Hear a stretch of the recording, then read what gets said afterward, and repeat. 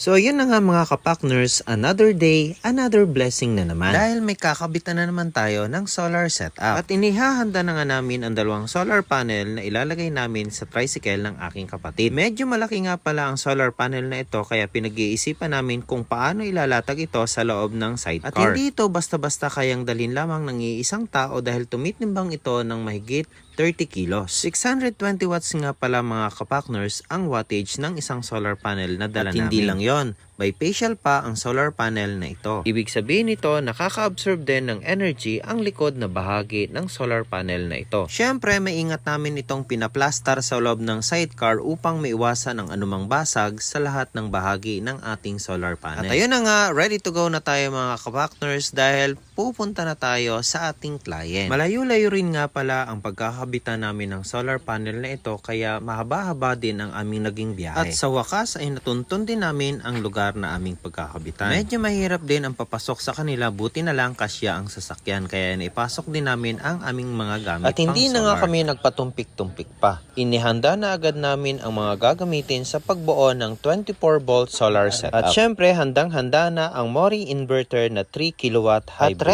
ready na nga ang isa ko pang kapatid. Dahil habang kami ay bumubuo ng aparato dito sa loob ng bahay, siya naman ang maglalagay at mag-aayos ng solar panel sa bubong. At binuksan na nga ng aking kapatid ang ibabang bahagi ng habang inverter. Ang isa ko namang kapatid ay nagdidrill na sa pader upang maiplastar ito malapit sa circuit breaker ng buong bahay. Medyo nahirapan din kami mag-drill sa pader dahil hindi naman talaga heavy duty ang gamit naming drill. At syempre hindi ito susukuan ng aking kapatid kaya heto na nga naikabit na ang inverter sa wall, malapit sa breaker ng buong bahay. Sunod namang inilagay ang distribution box upang maiplastar naman namin ang mga circuit breakers na kailangan sa buong solar setup. At ayun na nga, nakaakyat na sa bubong ang aking kapatid dahil ready nang ilagay ang dalawang solar panel. Samantala, abalang-abala naman ang aking Kuya Mar sa paglalagay ng wire mula sa inverter papunta sa mga breakers. Mabuti na lang may nahiraman kaming hagdan sa kapitbahay kaya nakaakyat kami sa matarik na bubong ng bahay ng aming client. Hirap na hirap nga pala kaming iakyat ang isang solar panel na ito dahil bukod sa mabigat ang solar panel ay talagang napakatarik ng pagkakagawa ng bubong ng aming client. Hindi rin basta-bastang ilalagay lamang ang solar panel sa bubong ng bahay.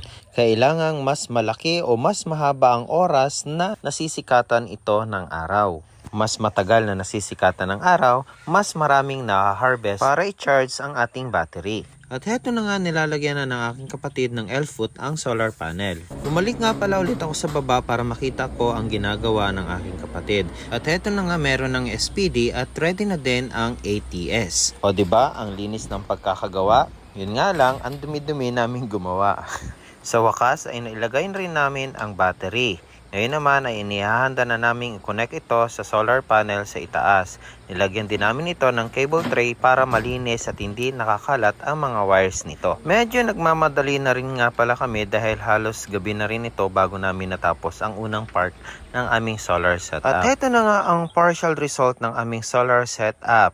Hindi pa siya tapos kasi kailangan pa naming maisaayos na may kabit sa grid sa Ormeco ang ATS. Second day na at aming binalikan at namin nang lalagyan ng mga mid-clamp, end-clamp ang aming solar panel sa bubong. Ito ay upang maging matibay sa anumang uri ng sakuna tulad ng bagyo o malakas na hangin. Nilagyan na rin namin ng grounding system at pinupukpok nga ngayon ng aking kapatid ang grounding rod. At heto na nga mga kapartners ang final setup ng aming 24 volt setup sa aming client. Sana ay nag-enjoy kayo sa panonood. Hanggang sa muli. Salamat!